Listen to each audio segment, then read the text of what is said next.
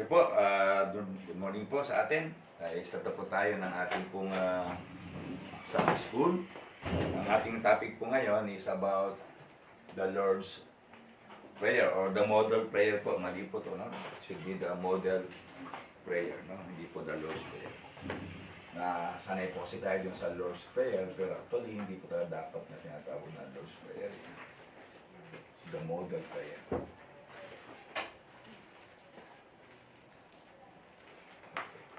So, napapanahon po talaga, no, yung ating pong mga topic ngayon. Kasi tinatapos po natin yung buong aklat ng Matthew, no? At nagkataon po, mga minamahal, na tayo ngayon ay nasa Matthew chapter 6 about prayers, no? Kailangan po natin ang mga panalangin sa panahon ngayon, sapagkat may nananalasa po sa buong mundo na krisis na sakit na COVID-19. No? At kung sakit na ito ay sapagkat ito po ay sanglibutan, ibig sabihin ay buong mundong affected, ay ang panalangin po ang isang tunay na makapangyarihan upang matalo natin mga banta na ito. Sige, at buksan po natin ang ating mga Biblia sa aklat ng Mateo. Matthew chapter 6, verse 9 to 13. Pagkaralan po natin kung ano po ba ang mga pamamaraan ng panalangin. So verse 9, ito po ang sinasabi. At buksan po natin ang ating mga Biblia. Masanay po tayong magbukas ng Biblia upang tayo po ay mapatuloy. Okay? Sa pagbabasa. Verse 9, no? After this manner, therefore pray ye, Our Father which art in heaven, hallowed be thy name. Thy kingdom come, thy will be done in earth as it is in heaven. Give us this day our daily bread, and forgive us our debts as we forgive our debtors. And lead us not into temptation, but deliver us from evil. For thine is the kingdom, and the power, and glory forever. Amen. So, purihin ng Diyos sa pagbasa po ng kanyang salita. Tayo po ay manandaling manalangin. Amang dakila, salamat po. At kami po ay nagpapasalamat ng lubusan sa inyo pong trono ng biyaya. Hiningan namin, O Diyos, ang tulong ng banal na Espiritu. At tunay na siya ang bigay sa amin ng bukas ng puso at isipan at kaalaman sa pag-aaral po ng inyo pong salita. Tulungan niyo po ang lingkod na nawa ay maging isang instrumento inyo po, Panginoon Diyos, na makapagturo sa inyong mga anak, sa mga bisita, sa mga nag-live streaming ngayon, ng kaalaman tungkol sa panalangin. At tunay na ang inyo pong mga anak na kasama po namin hindi ngayon dito, ay kami po ay magkaroon ng pagkakaisa. Tugasan niyo po kami, O Diyos, ng banal na dugo, at patawad po sa mga nagagawa po namin pong pagkilos na hindi po kalugod-dugod po sa inyo. Inisin niyo po kami at pangindapatin niyo po kami maging kalugod-dugod po sa inyong harapan. Kayo po ang isang tunay na mataas. Pagpalain niyo po, Lord, ang bawat isa at mga nakikinig at mga nanonood sa kanilang mga internet, sa mga Facebook, ay pagpalain niyo po ang bawat isa, Panginoon. Lord, ang mga kapatiran, sila ay pagpalain niyo ng lubusan at tanggalin po tanggalin po mga sakit at bigkalob niyo sa amin ng favor na nagmumula po sa inyo. Salamat, Panginoon Diyos, sa pangalan ni Jesus. Amen. Sige po, tayo po ay magpapatuloy na kung saan ay ang ating topic ngayon is about prayer. At mga minamahal, nakikita niyo po ba ang screen? Na napakahalaga po ng panalangin, at sa ating pong sitwasyon ngayon, tayo po ay nasa lupa at ang Diyos po ay nasa langit. Hindi tayo pwede lumapit doon sa pamamagitan ng aeroplano para makarating po sa kanyang trono. Kaya ang pamamaraan na tinuro sa atin ng Panginoon Diyos upang tayo po ay makarating doon sa kanyang pong trono ng biyaya ay sa pamamagitan ito ng panalangin. Pero mga minamahal, sabi sa Matthew chapter 9, verse 34, meron pong kondisyon ng Panginoon Diyos dyan, doon sa sino lang ba ang pwede makalapit doon sa panalangin, no? Sa 9:34 ba yan? Yung, now, John 9:34 yata yun. No? Now we know that God heareth not sinners. John 9:31, no? Okay, sabi sa John 9:31. John 9, hindi na po kaya. Sayang oras kasi. Okay, sabi sa John 9:31.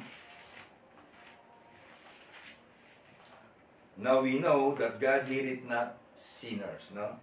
But if any man be a worshipper of God, and doeth His will, Him He heareth. So meron pong kondisyon ng Panginoon Diyos, no? Bagamat available ang panalangin para sa sinuman na mananalangin, available na siya ay mag-pray, pero unfortunately, hindi naman po lahat ay nakakarating ang mga panalangin na dinudulog po natin sa Diyos. Sapagkat meron po sinabi ang Panginoon sa chapter 9 verse 31 na hindi raw lahat ng mga panalangin ng tao ay makakaabot doon, no? O pinapakinggan ng Panginoon Diyos sapagkat meron pong kondisyones doon sa mga nananalangin na kung sino lamang ang pakikinggan. No, kaya nga ang tao ay nasa lupa, ang Diyos po ay nasa langit, at hindi ho lahat ng tao napakinggan, kundi may isang kondisyon na kung saan ay yung sinasabi, no, sa mag-cite ako ng panibagong verse sa Matthew chapter 6 verse 33 na yung tayo po ay minsan madalas po sa atin yung ating po mga panalangin, yung ating daily provision, no? Yung ating po mga panalangin, yung sabi sa Matthew chapter 6:33 na seek ye first the kingdom of God, no? Ano?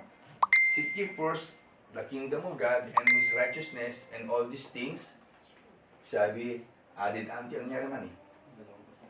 Ha? Bakit ang gulog dito yung nakaisip? Okay, sabi sa Matthew chapter 6 verse 33, tingnan po natin yung Matthew chapter 6 verse 33, no? Ang sabi, seek you first the kingdom of God and His righteousness, and all these things shall be added unto you. So, may condition sa panalangin mo para yung mga request mo ay idagdag sa iyo, pero meron po tinatawag na seeking first the kingdom of God. Ano ba yung kingdom of God? No? Ano yung tinatawag ng kingdom of God? Okay. Ito, ang kingdom of God, hindi ito physical, but it is spiritual, no? No, sabi ng Romans, the kingdom of God is not of meat and drink, no? The kingdom of God, sa Romans chapter 1 verse, ano yata yan, no? 27 yata yan. Sino mga mali, o 26. Meat and drink, no?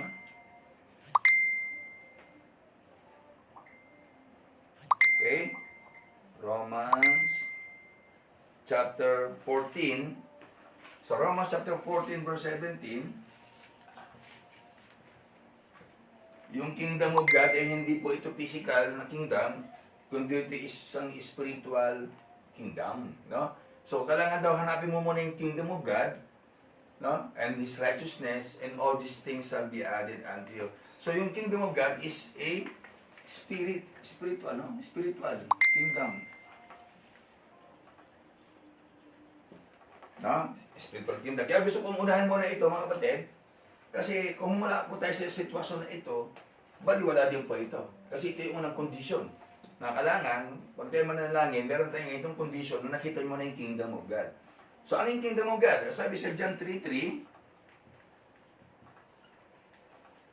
verily, verily, I say unto thee, bro, except a man be born again, cannot see the kingdom of God. Okay? So, ibig sabihin, kailangan pala ma-born again ka para ikaw ay pakinggan sa panalangin. Malinaw po ba, no? So, cannot see the kingdom of God. Hindi po ito isang physical na kingdom, ito is spiritual kingdom. So, must seek the kingdom of God, and then, and His righteousness. So, ibig sabihin, kahit na born again ka, no? Meron din mga Kristiyano hindi pinapakinggan ng Diyos ang panalangin, hindi po ba? Bakit? Kasi wala pa yung tinatawag na karugtong righteousness.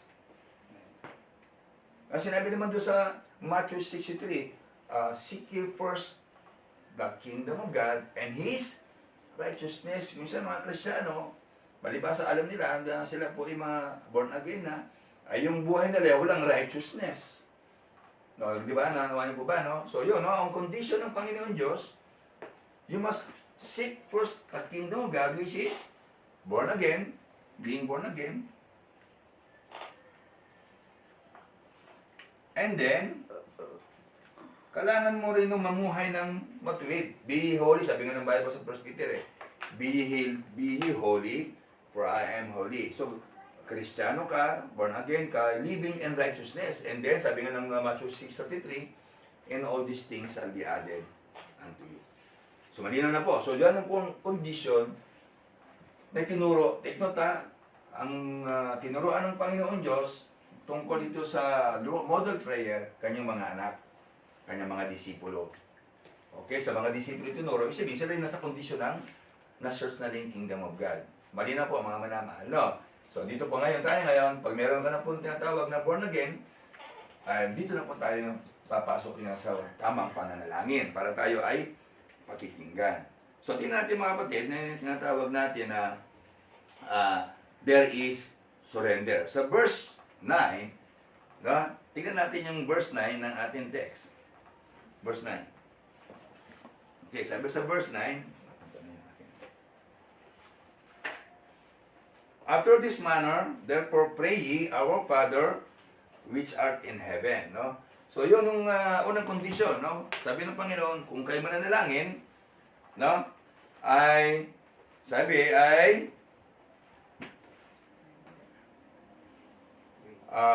therefore, sabi niya, pray ye. So, hindi lang po ito sa Santa, ako din lahat sila, sa church, no? Our Father. So, nagitin natin yung word na our Father, no? To our Father in heaven. So, pag sinabing our Father, no? Yung word na Father ay, ibig sabihin ay yung condition na isang magulang, no?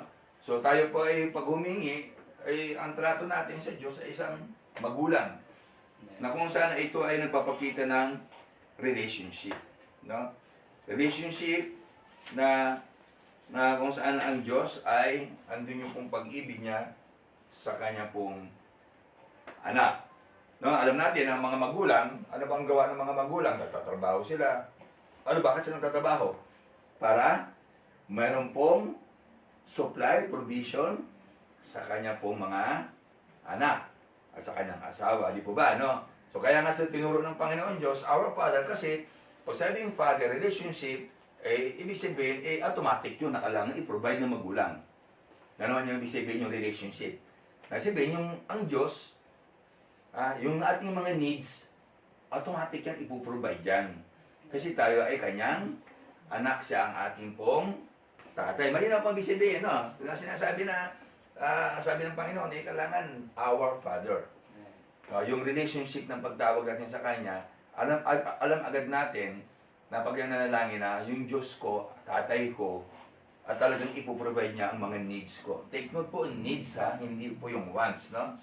Pag sinabing needs, yung mga automatic provision, yung clothes, yung food, saka shelter, no? Basically yan, sa mga tatay, naghahanap siya ng bahay para sa kanyang mga pamilya, para sa kanyang pamilya, hindi mga pamilya, kanyang mga anak, bibigyan siya ng damit at saka pagkain at papag-aralin. So, yun po yung mga sa ating pong sa physical na katayuan. Pero ang ating Panginoon Kristo, ang ating Ama na sa langit, ang ating Diyos, ay pinuprovide niya ang ating mga needs, lahat na kailangan po natin. Wala pong limitasyon sa Kanya. At sa pansinin po natin, sa verse 9, andan yung po salitang hour, no? Hour. So, ibig sabihin ay yung word na hour ay hindi lang po isa lang. Family lahat. Lahat po ay tinutukoy na dapat manalangin, no? So, yung pong panalangin ay hindi po exclusive sa isang tao lang.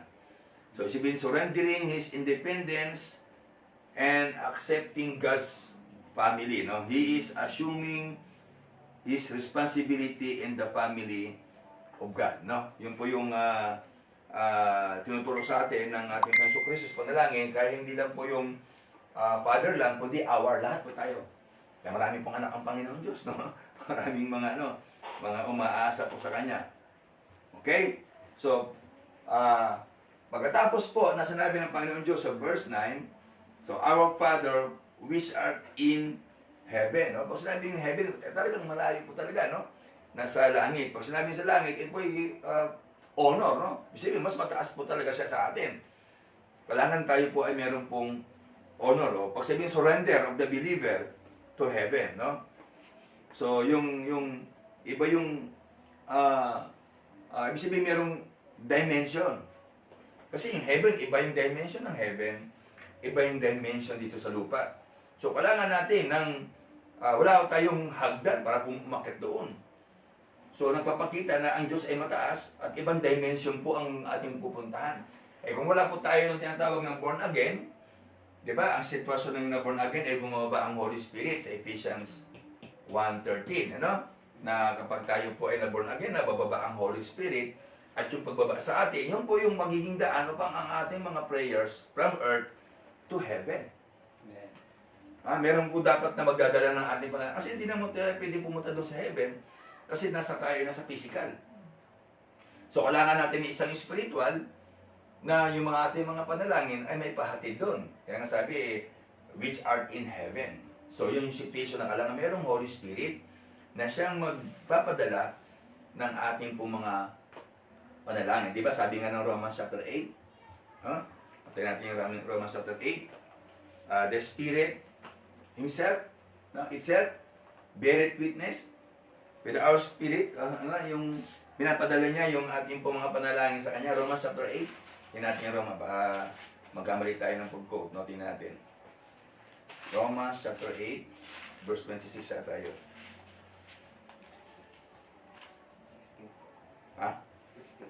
15.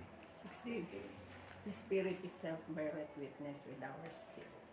But we are the children of God. Verse 26, likewise, the Spirit also helpeth our infirmities. For we know not what we should pray for as we ought, but the Spirit itself maketh intercession. Nag-i-intercede sa atin. For us with groanings which cannot be uttered. Sabihin yung Holy Spirit sa atin, nag-i-intercede para doon sa langit. Kaya yung prayer yung napaka-importante ng pagiging born again. Kasi kung hindi ka born again, sino mag-i-intercede sa'yo doon sa langit? No? So, napakahalaga na tayo ay magkaroon ng born again experience. Once na born again ka, the Holy Spirit will dwell in you, and then the Holy Spirit will intercede in heaven. Okay, no? So, yun po yung kaya, yung word na in heaven, ay nagpapakita na tayo dapat mag-surrender. No? We should honor God, no? Na tayo ay ang inaakit natin o ang pinapasok natin ay trono. It is God's throne, no? Kaya pag pumapasok nga kayo sa school, sa office ng principal nyo, ang sobrang ingat nyo doon kasi office ng principal yun Sabihin ko, baga sa physical, ito yung trono ng principal nyo, ingat kayo dyan. Sa kwarto ng principal. Ay, ito pinapasok natin, trono ng langit. Siyempre, mag-ingat tayo doon. Kailangan meron tayong paggalang doon, no? Sabi sa Psalms 103 verse 19. Tingnan natin dito. Psalms 103 verse 19 para mabilis. 103 verse 19. Okay, sabi raw. Ang bagal, no?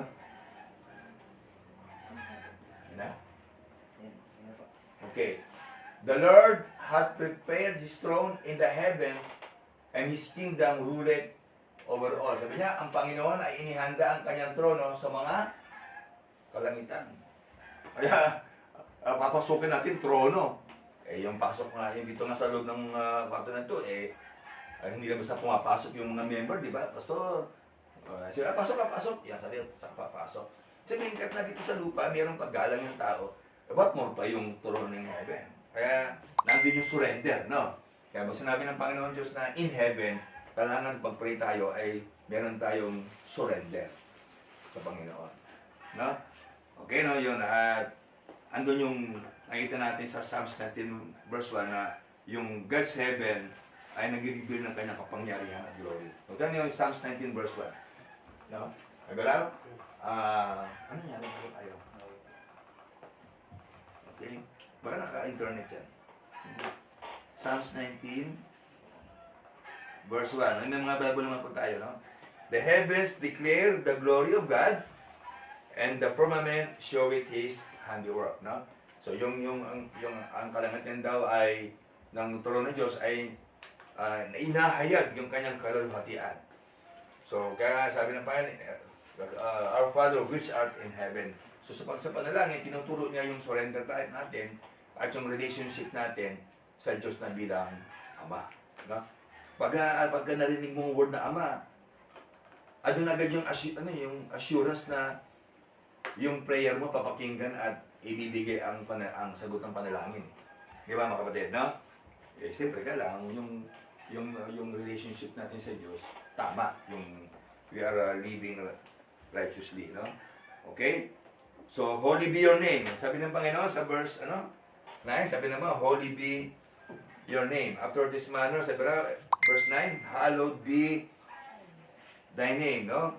So, hallowed be thy name. Sabihin, ano naman yung surrender to the holy name of God. Kaya nga, there is surrender eh. No? Father, surrender ka. Tapos yung heaven, surrender ka. Tapos dito sabi niya, holy be your name, surrender ka. Kaya yung point number 1 natin dito, there is surrender, prayer. Kailangan yung panalangin natin ay meron pong pag-surrender. Kaya kung tayo ay mananalangin tayo ng walang surrender, malamang hindi po pakikinggan ng Panginoon Diyos ang ating pong panalangin, no? So there should be a surrender, no? Isipin ay pag sinabing surrender, yung hallowed be your name, vows, sabang nakayuko ka in total poverty, no? Isipin talagang walang-wala ka, hindi mo kaya. Kaya ka nananalangin kasi pinapakita mo na dependence, no? Pinapakita mo yung weakness mo na wala kang kakayanan. Okay? So, God is all and man is nothing. Sabi nga rito ng quote dito, God is all and man is nothing. Okay? At tayo ay totally dependent sa Diyos, no? Okay, sabi sa 1 Peter chapter 1, verse 15 to 16, men to count and treat the name of God differently. So, dapat daw, ang tao daw ay itrato natin ang Diyos, no? Ang pangalan ng Diyos ng iba, no? Kasi ang pangalan ng Panginoon Diyos ay banal. Sinasabi ko nga minsan nasabi ko sa mga kapatiran na ang pangalan ng Diyos ay dapat hindi po ito binabastos sapagkat ito ay banal, no? Holy be your name. Hallowed be thy name. Pangalan. Tapos pag tayo may mga anak, papangalan natin Jesus o Jesus. Tapos yung anak natin na pangalan Jesus, hindi natin tinuturoan ng tamang turo, ay tinuturo pa natin, puro walang yan. No? Pangalan ng ating Diyos ay Jesus. Tapos papangalan mo sa kanya, yung anak ay Jesus. Tapos yung anak mo gumagawa ng kabalbalan. Di po ba? Banabasos natin ang pangalan Jesus. Di po ba? So, kaya nga sabi niya, hallowed be thy name. Kaya kung maaari, mga kapatid, kung yun naman suggestion lang, pero hindi naman utos, no? Huwag nyo ng pangalan ng anak ng Jesus, kundi nyo naman kayang pong pangalagaan yung pangalan ng Panginoon. Di po ba, no?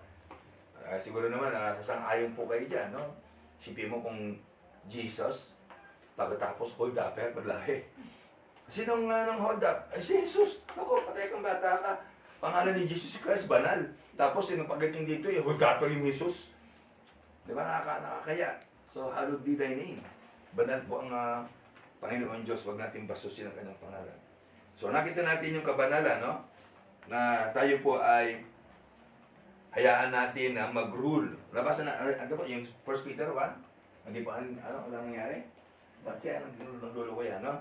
So, let Christ rule and reign in the hearts and the lives of all. Hayaan natin ang ating Panginoon ay maghari sa ating pong mga puso at ating buhay, no? So, ang Kingdom of God should be focused to every believer's request, no? Sabihin, nakapokus po yung Kingdom of God. No? Kaya, ang Panginoon Diyos bagamat ang kanyang ministry, ang ating Panginoon Kristo ay sa mga Hudyo, at ang pinapakalala niya ay Kingdom of Heaven, hindi po Kingdom of God. Pero kasi alam po niya na siya po ay i-reject ng kanyang mga kababayan, mga kalahi. Kaya eventually, kanya pong introduce ang Kingdom of God. No? Ang Kingdom of Heaven is physical, no? Which is, I do believe, no? Yan po yung millennial reign. No? Naudot po yung millennial reign dahil po because of projection, at ito ang church age which is ruled by the Kingdom of God sa ating puso. So next, no? So pangalawa, sa turo ng Panginoong Hesus, sa panalangin, una ay mayroong surrender. Siyempre, meron pong request, no? Andun po yung request. So, pagkatapos po nung unang topic natin, ay sa surrender, sabi sa verse 10, natin yung verse 10. Hirap mo walang patungan na. Nahihirapan ako. Okay, ang sabi sa verse 10, Thy kingdom come, Thy will be done in earth as it is in heaven. So, andyan po yung sinabi ng Panginoon na merong request and plea. Yung Thy kingdom come, Thy will be done. No? So, A. Request for God's kingdom. Okay? Yung pong kingdom na kung saan kanina nabigyan ko na po ng topic, Thy kingdom come, actually yung kingdom sa atin na po ngayon. Ang problema nga lang, ng iba maraming hindi alam kung saan yung kingdom. Mabatid, no? Ang kingdom ay nasa ating puso. No, kanina nabigay ko na po ng pasubali, yung kingdom of God is in the heart of a person. At andun po naghahari, di ba? Kung nasaan si Kristo, naghahari siya. Di ba? Nasaan po si Kristo ngayon? Di ba? Nasa puso natin. So, andun yung kingdom of God. No? Na andun po yung ating pasok sa ating puso naghahari. Ito is spiritual. Kaya nga, Thy kingdom come, Thy will be done. Yung sabi ng Panginoon Diyos na yung will be done, yung kalooban niya, kung anong meron sa langit, ang kalooban niya ay nandun din sana sa lupa. Na? Andun yung kanyang kalooban. No? So, ang we will work dito sa lupa, yung God's will niya, we will work to please God in all we do. Ang gusto ng Panginoon Diyos dito sa lupa, yung will niya, ang gusto niya lahat tayo ay gumagawa ng kanyang pong kalooban. Yung request Okay? God can do with us as He please, no? Sabi nga pwedeng gawin ng Panginoon Diyos according to His will. Sabi niya dito, Thy will be done. Kung gusto niya, lahat kanyang pwedeng gawin. Kaya yung prayer natin dito ay maliban sa surrender tayo, meron tayong request, kailangan yung request ayon din sa kanyang pong kalooban. Now, may mga request tayo, minsan wala naman po sa kalooban ng Diyos. Na? Okay. There are 4 wills that suggest for man's obedience, no? So, meron pong mga kalooban, 4 na kalooban na nagsasuggest o struggles for man's obedience, no? Okay, yung mag-i-struggle, mga 4 na will. Okay, number 1 is man's own will. No? Nananalangin ka kasi sa gusto mo lang. O, tingnan natin yung Romans chapter 12, verse 1 and 2. Romans chapter 12.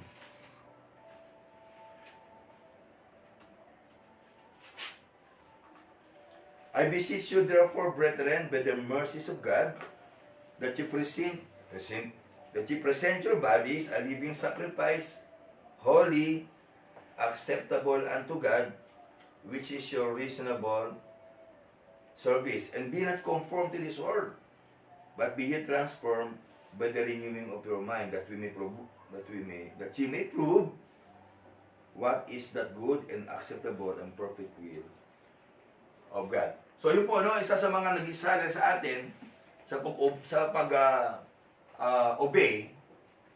natin sa Panginoon ay yung mas gusto natin yung ating sarili na susunod, no?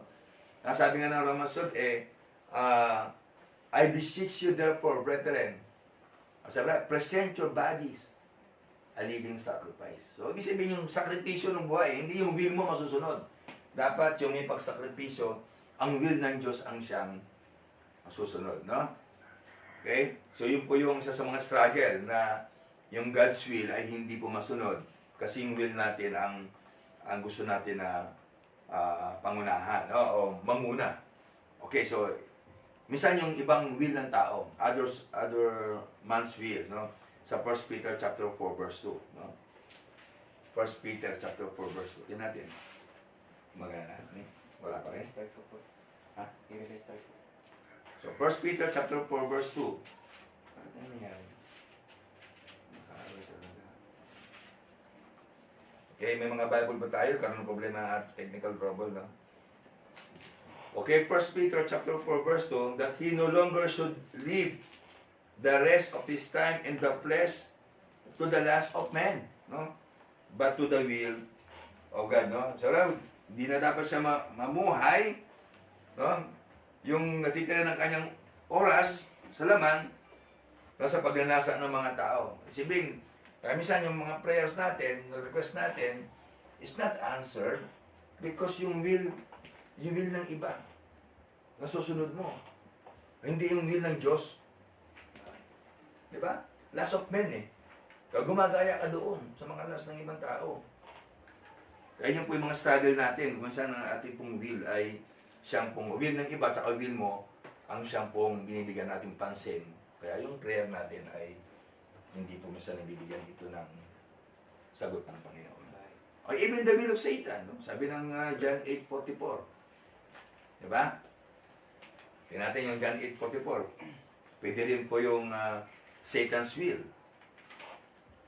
Yung mga struggle natin. Okay? Tingnan natin John 8:44. Ye are of your father the devil. Ito mo? The lust of your father you will do.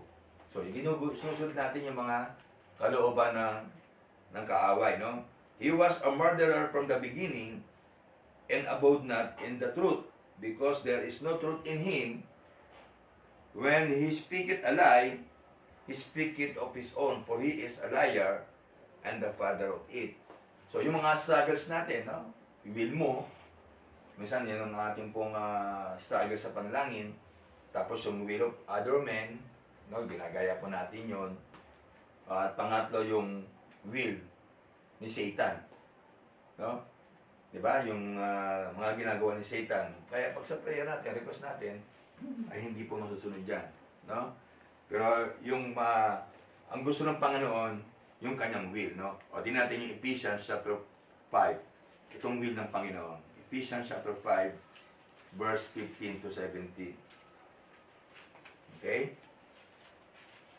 Okay, sabi ni Ephesians chapter 5, itong will ng Panginoon, sa Ephesians chapter 5, verse 15, see then that you walk circumspectly. Pag sabing circumspectly, may ingat, no? May pag-iingat, circumspectly. So, yun daw ang tayo. Bakit mag-iingat? Kasi meron pong kaaway. Minsan tayo, nung lalakad tayo, wala nang ingat. Kasi pinagmamalakan natin, wala ka bang faith? Wala ka bang ano? Teka, sabi ng Panginoon, di mo sino sinasabi ni Pablo dito? Mga Kristiyano, mga taga-Epeso, mga member ng church. Kung sinasabi ni Pablo, okay lang kayo, meron na kayong Kristo, palakasin nyo lang pananampalataya nyo. Andiyan naman si Lord. No, kasama nyo naman, di ba? Okay lang, kahit hindi kayo mag-ingat. Bakit? Pangako niya papatigtahan ka sabi ni Pablo see then that you walk circumspectly. Mag-ingat pa rin kayo. Hindi tayo wag tayo maging, sabi niya, not as fools, but as wise. Huwag tayong mangmang, pero mga matatalino tayo. Anyan na nga yung COVID, lusob pa ng lusob Diba? Lumusob ka man, wala ka pang mga dalang mga PPE. No? Ano ba yung PPE? Personal protection equipment. No? Wala ka pang, hindi wala kang face mask, suot, wala kang alcohol. Tapos sabi mo, may pananampalataya ako, no? Hindi ako papabayaan ng Panginoon, which is wrong, no? Sabi nga ni Pablo, not as fools, but wise. Maging wise tayo, mga batid, no? Huwag tayong maging, lagi tayong ipinagmamalaki natin yung ating faith. Tama, meron tayong faith, pero huwag tayong maging fools, no? But wise. Okay? So, nakita natin dito, mga batid, na yung request kailangan may will, no? May will po yung God's will dapat. Okay? So, pangalawa, saan na ba yun, no? Pangatlo, sabi raw, request niya, our daily bread, no? Tingnan natin, nakulit yung aking Bible, no? Pagkatin natin, no? Sa request niya, thy kingdom come, sunod, thy will be done. Okay? Saan na ba yun? On earth as it is in heaven. Okay, verse 11. Verse 11. Give us this day our daily bread. Okay. Mga kapatid, no? Sabi ng request, daily bread. Bakit kaya daily bread? Okay, daily bread, mga kapatid, sapagkat ang Panginoon Diyos, na andun agad na kanya pong pag tayo ay nanalangin ng ganon, ipinapikita natin sa sarili natin na dapat ang Diyos na hindi sa mauubusan araw-araw nang bibigay sa atin. Amen? Yun pong binibigay na turo sa atin ng Panginoon Diyos. God is enough to provide you daily, your daily needs. Amen. No, hindi sa mauubusan ng mga provisions para sa atin. Daily bread, araw-araw na needs natin. Ibibigay po siya. Ibibigay po yan. Itong ating panahon ngayon, ito mo, ay sabi nga ng mga nasa gobyerno, yung mga matataas na tao, sabi niya, hindi natin kakayanin na magtagal ng 2 buwan. Ay malulugi, hindi malulugi, babagsak ang gobyerno, wala tayong pera para suporta sa mga tao. Kaya nga, ang balak ngayon ng gobyerno ay hanggang 27 na lang, yung COVID-19. Pinakadamos, no? Bakit? Wala na pong nangyayari. Wala na po tayong ating ekonomiya, babagsak na po. O ngayon, siyempre, pag nawala na po pera ang gobyerno, saan tayo kukuha ng pera? Di lahat, mamamatay na po tayo dito. So, kailangan muling ibalik-uli ang ekonomiya natin. Yung pong kaibahan ng physical sa spiritual. Kaya ang Panginoon Diyos, sabi niya, daily, hindi natin kayang ubusin ang kayamanan ng Diyos. So, yun yung prayer na yan na tinuro sa atin ng Panginoon Diyos, ay nagbibigay sa atin ng assurance na God is able to provide us daily of our needs. Amen? Daily. Araw-araw tayo humingi sa Kanya. At ang maganda dito, yung sinabing daily, no? Yung daily, ay ito ay makikita din natin na sabi ng Panginoon na gusto ng Panginoon Diyos tayo ay makapagniig po sa Kanya. Nais ng Panginoon Diyos na lagi po natin siyang kausapin na araw-araw. Amen. Yun ang isa sa mga binibigay ng Panginoon Diyos na turo sa atin na do not forget to pray. God loves fellowship. Gusto ng Panginoon Diyos na ang kanyang mga anak ay araw-araw na nanalangin sa Kanya. No? Kaya lagi ko pong sinasabi sa mga kabatiran na kung kayo po ay may mga anak kayo mga nag-aaral, ay magbigay po kayo ng mga baon sa kanila daily din. Sapagat andun po yung nais ninyo na laging kausap ang inyong pong mga anak. Kaya pagka kayo po ay sa kusina, sa lamesa, no? Diba? Almusal. So, sabay-sabay kayong kakain. So, hihingi ng baon na yun doon, yung anak mo. Pero maganda ron, habang bago mo ibigay yung baon, kinakausap mo siya. Kumusta naman? Sabi mo sa kanya. Pero yung baon niya, doon sa kamay mo na, nakahanda na. Habang kumakain siya ng almusal. No? Nagkakausap na po kayo doon. Naman. Andun gusto ng Panginoon Diyos. Kaya bibigyan mo sa kanya yung kanyang allowance daily. So yun po yung nakikita ko doon, na nais ng Panginoon Diyos na gusto niya tayo po ay palagi pong nagkikipagniig po sa Kanya. Yan po yung tinuturo ng Panginoon. Ang prayer po ay, ito po ay daily communication before God. No? Give us bread, no? Means we ask for necessities, no? Not desserts of this world, no? Di ba? Ano hiningi natin? Bread. Hindi po mga necessity. Ano yung necessity? Yung mga cellphones, mga gadgets, ano pa, mga mamahaling ano. Hindi po yung sinasabi ng Panginoon Diyos na hinihingi natin. Ang gusto ng Panginoon, yung mga needs lang, Kanya ipoprovide. So, mga kapatid, hindi po sinabi ng Panginoon Diyos na give us this day our daily dessert. Ibigyan mo kumain na walang dessert eh. Hindi po ba? So, yun po tinutukoy na yung needs po ang gusto ng Panginoon Diyos na araw-araw na hingin po natin sa Kanya. Yun po lang kailangan po natin. Okay? Ano pa? So, give us this bread, yung ibig sabihin ay, we confess, no? Kino-confess natin yung tayo ay dependent sa Kanya. Ito daily. Di ba? Pag araw-araw ko ba humihingi? Di ba ang isipan ng mga tao, para hindi ka laging daily, nag-iipon na siya. Ay, iipunin ko to para hindi ako araw-araw laging ng istorbo. Pero hindi ang gusto ng Panginoon, gusto niya araw-araw. Kasi pag ibig sabihin kasi pag sabihin araw-araw kong humihingi, nagpapakita ng dependent ka sa Kanya. Di ba? Kaya mo, sino yung mga taong madalas na hindi nagpa-pray? Yung punong-puno na sila ng kanila pong mga pangailangan. Di ba? Yung abundance na sila. Kaya nga mo sa history, sino po yung mga taong sa history ng Israel, yung lagi napapawala sa Panginoon Diyos? Yung mayaman, di ba? Sabi sa Deuteronomy chapter 8. Ha? Wag niyo akong kakalimutan, sabi ng Diyos kay Moses. Kasi pag kayo napunta na doon sa lupang pinangako ko sa inyo, magyayaman kayo, mapupuno ang inyong mga kamalig, tapos ngayon ay magiging sagana na kayo. Ay ngayon, pag sagana na kayo, magkakaroon na kayo ng pride. Pag nakaroon na kang pride, makakalimutan nyo na ako. Sabihin, hindi na kayo magtitiwala sa akin kasi dependent na kayo sa inyong pong mga buhay. Kaya yun po ang purpose ng prayer. Ang prayer po ay gusto ng Panginoon Diyos na tayo po ay laging tumawag sa Kanya. It means dependency. No, weakness. Yan po yung kahit anong gawin ko sa araw-araw. Okay, ano pa? Ang sinabi ng Panginoon. Okay, there is sa request, forgiveness. Maliban doon sa request na tinatawag natin mga daily needs, sa verse 12, and forgive us our debts, as we forgive our debtors. Yung word na debt, utang eh. Utang po ang ibig sabihin niyan. Kaya tayo may utang tayo sa Diyos, no? Utang natin ang buhay natin sa Kanya. Okay? So, the word debtor means duties, no? Na dapat bayaran. No? That which is legally due. So, pag ito'y tungkol sa kasalanan, when in relation to sin, means what? Failure to pay one's debts, one's dues. A failure to do one's duty. Kinuha ko po yung definition ng forgiveness, no?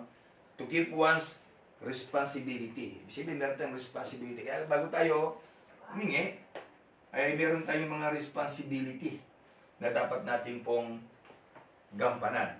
No? Forgive us our debts, and also as we forgive our debtors. Ay, bayaran muna natin lahat yung mga may utang ka, o may utang sa iyo. I-complete mo muna yung mga bagay na dapat kumpletuhin. Pero meron din mga bagay na actually, forgiveness dito, yung sin eh, no? Patawarin mo po yung mga magkakasala sa atin. So, the prayer is asking God to do 3 things. Ano yun? Okay? Forgive the debt of sin. Man has failed God in his duty. So, patawarin po natin yung mga... Nalala ba yung kwento ng yung servant na ang kanyang utang ay billion dolyares doon sa hari na master niya.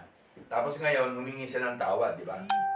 At kung paghingi ng tawad, nasabi niya babayaran naman niya. Pero hindi niya sabi hindi niya babayaran. Humingi mo siya ng tawad ng palugit na mabayaran niya yung kanyang utang. Kaya niya ba? Sa tingin mo ba yung billion dolyares na yun? Ang halaga, kaya niyang bayaran halos sa buhay niya. Hindi niya kayang bayaran yun. Pero nakita natin dito yung servant, pinatawad ng master, no?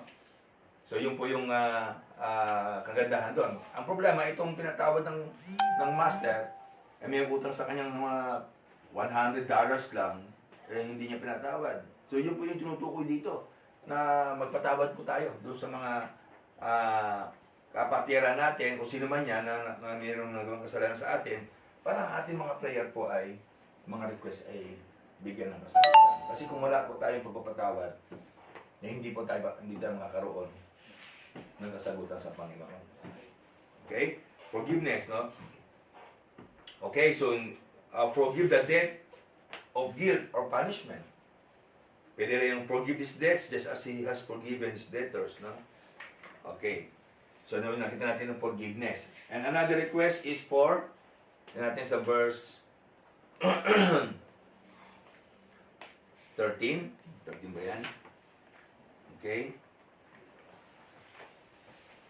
Verse 13. And lead us not into temptation, but deliver us from evil. So there is deliverance. No? Humingi tayo ng protection sa Panginoon. Yan po ang mga laman, no? Kaya, minsan pag-pray tayo, Lord, protect us from the enemy. Diba? Tinuro pa nga ni Pablo yung sa Ephesians, yung the armor. Protection po yun. So pag-pray natin, sinusuot din natin yung mga protection na yan. Pag-ubad yung protection na spiritual, no? Kaya sa ating mga prayers, hindi ho dapat nawawala yung i-deliver tayo ng Panginoon Diyos sa protection sa mga kaaway. Kasi may mga kaaway na tagang, di ba sabi naman ng 1 Peter 5:8, mga minamahal, no? Ay walk it about and seek it whom he may devour, no? Lagi pong nakapalibot talaga sa atin yan. Kaya sa mga prayer natin, di maaaring hindi kasama yung protection. No? Lagi pong kasama ang protection. Yan po yung laman, no? Yung sinasabi na isa sa mga request ay lead us not into temptation. Kasi ang mga temptation dyan, ay pinakakumang temptation dyan ay yung tayo po ay gumastos. No? Bakit ang pinaka-common na temptation na lagi sa ating gumastos? Kasi laging pinag-aaway ng tao pera eh.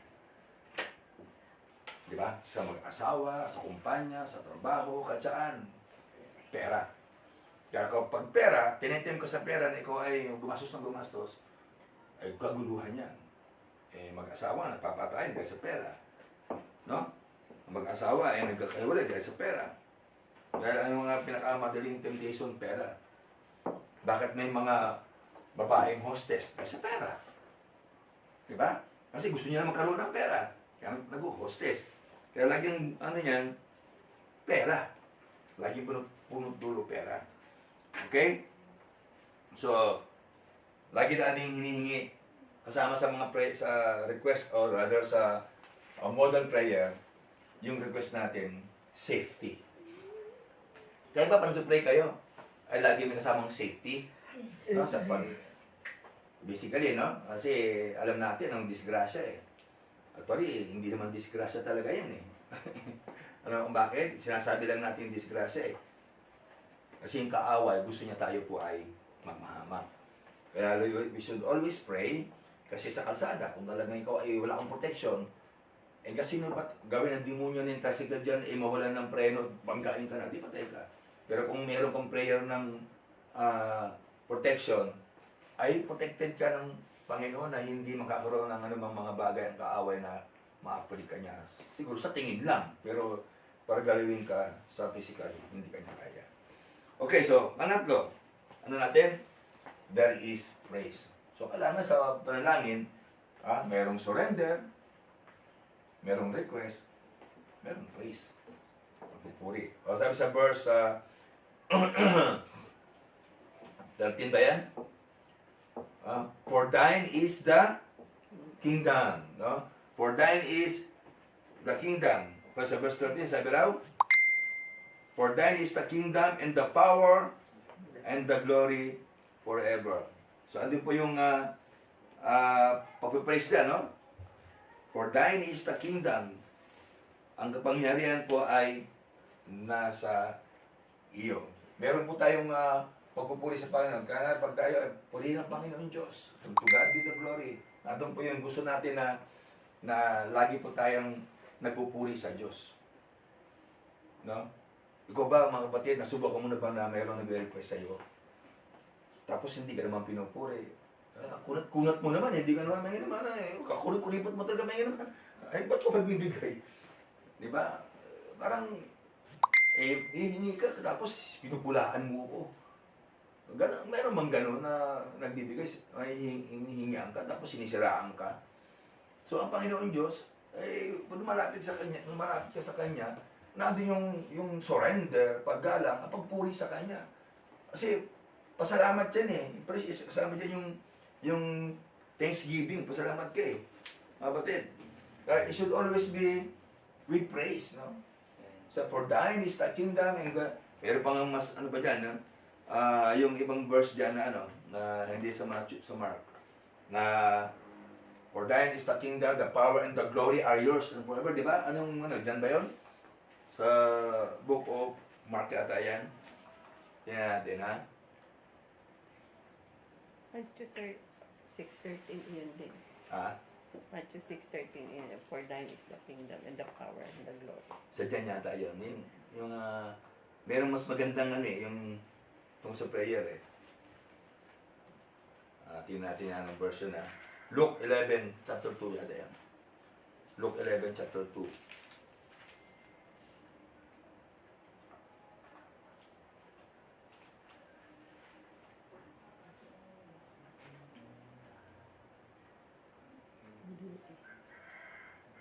Hindi, yata yan. Yun. 5.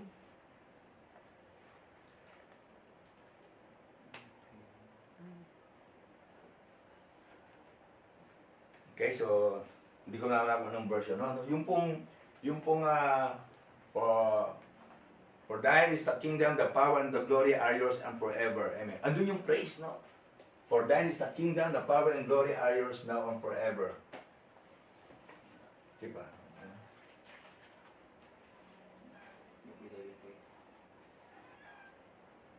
Sige, bayaan mo na, no? So, yun po yung, ano, yung, dapat, sa model prayer, andun po yung praise, no? And then, panghuli natin. So, ano yung model prayer, no? Kailangan ang model prayer, meron pong surrender, no? Meron pong yung request, meron pong praise, last is commitment. Ano yung commitment? No? Pagkatapos natin manalangin, ano sinasabi natin? Kayo ba, mga kapatid, pag kayo ay nanalangin, pagkatapos mong manalangin, ano sinasabi mo? Di ba sinasabi mo, Amen? Ano bang ibig sabihin? Sumasang-ayon ka, di ba? So pag sumang-ayon ka, ibig sabihin meron pong commitment. There should always have a commitment. No?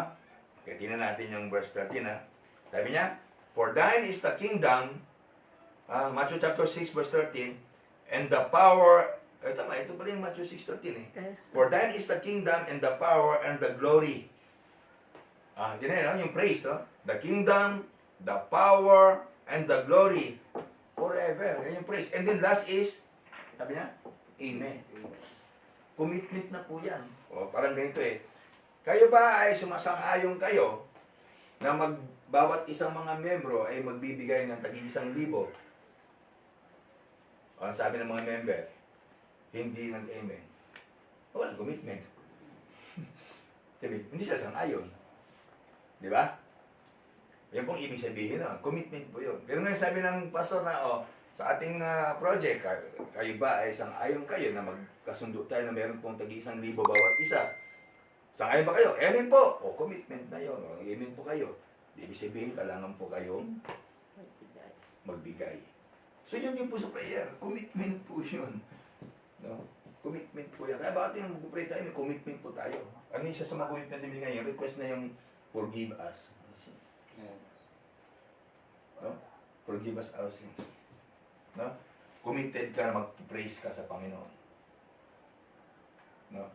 Committed ka ba mag-surrender ka sa Panginoon? Do you surrender before God? Surrender ba tayo? Hindi naman, no? Kaya dapat merong commitment tayo ng surrender, request, may praise tayo sa Panginoon. Kaya kapag kulang yan, kung hindi man kompleto yan, minsan ang prayer natin, hindi po napakinggan ng Panginoon. Kasi siya na kayo, dahil nakatingin dito kasi mga kapatiran ko eh. No? Lagi na ako nakatingin sa kanan. Nasanay ako lagi nakatingin sa mata ng tao. Kasi nagaganda mga mata ng mga members na ito, no? So, pari ng Panginoon Diyos, naman natuto tayo sa ating Sunday School ngayon, yung about the model prayer. Ulitin ko, ang model prayer na tinuro ng ating Panginoong Jesucristo, unang-una, siguraduhin mo munang meron na po kayong relationship as born again. No? Kailangan yung kingdom, no? Thy kingdom come, thy will be done. So pag meron na po tayong relationship na kingdom, kailangan yung surrender. Meron pong laman na surrender po ang ating panalangin. Hindi tayo prideful, no? Sa panalangin. Pangalawa, meron pong request. Ano yung mga request mo? At yung request dapat naayon sa will ng Panginoon. Okay? Siyempre, andun po yung praise. Lastly, meron pong commitment. Okay? So tayo po ay mananalangin. Kung meron po kayong mga prayer request, mamaya, may din po kami. Bago tayo magsimula sa service, ay may mga prayer request kayo, ipagpapray po natin mamaya bago magsimula sa service. Let's pray. Lord, salamat po sa inyo pong panguna sa aming pong Sunday School at nawa Panginoon Diyos sa maliit na oras na ito na meron kaming pag-aaral ay marami po naman natuto yung mga anak, lalo na't kung ito'y patungkol sa panalangin. Kailangan ng yung mga anak ay maging maalab po sa panalangin sapagkat ang kaaway ay patuloy na nananalasa at naghahanap lagi ng pagkakataon na wasakin ang anak ng Diyos. Kaya Panginoon Diyos, salamat sa inyong pong pagturo sa amin ng tamang pamamaraan ng panalangin upang kami ay lagi po napapakinggan. Purihin po, sambahin po kayo. Ang lahat ng ito ay aming sa madalangin sa pangalan ni Jesus. Amen.